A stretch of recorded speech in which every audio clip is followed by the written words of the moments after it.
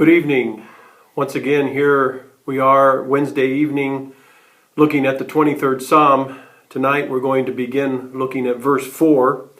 Probably stretch this a couple evenings. But this time I'm reading from Max Lucado's book.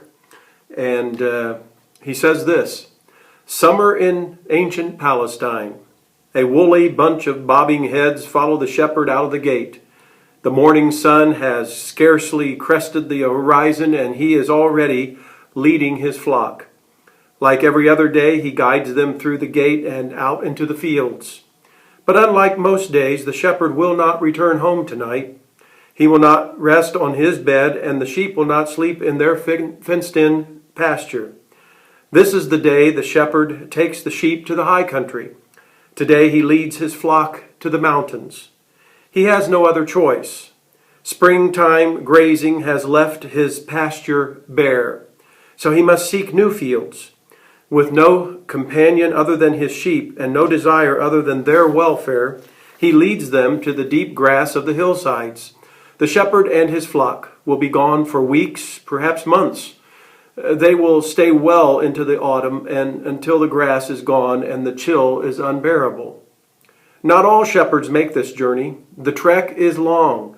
The path is dangerous. Poisonous plants can infect the flock.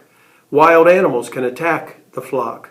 There are narrow trails and dark valleys. Some shepherds choose the security of the barren pasture below. But the good shepherd doesn't. He knows the path. He has walked this trail many times. Besides, he is prepared. Staff in hand, rod attached to his belt. And with his staff he will nudge the flock. With his rod he will protect and lead the flock. He will lead them to the mountains. David understood this annual pilgrimage. Before he led Israel, he led sheep. And could his time as a shepherd be the inspiration behind this, one of the greatest verses of the Bible? Yea, though I walk through the valley of the shadow of death, I will fear no evil. For you are with me, your rod and your staff, they comfort me. For what the shepherd does with the flock, our shepherd does with us. He will lead us to the high country. When the pasture is bare down here, God will lead us up there. He will guide us through the gate, out of the flatlands, and up the path of the mountain. Someday our shepherd will take us to the mountain by way of the valley.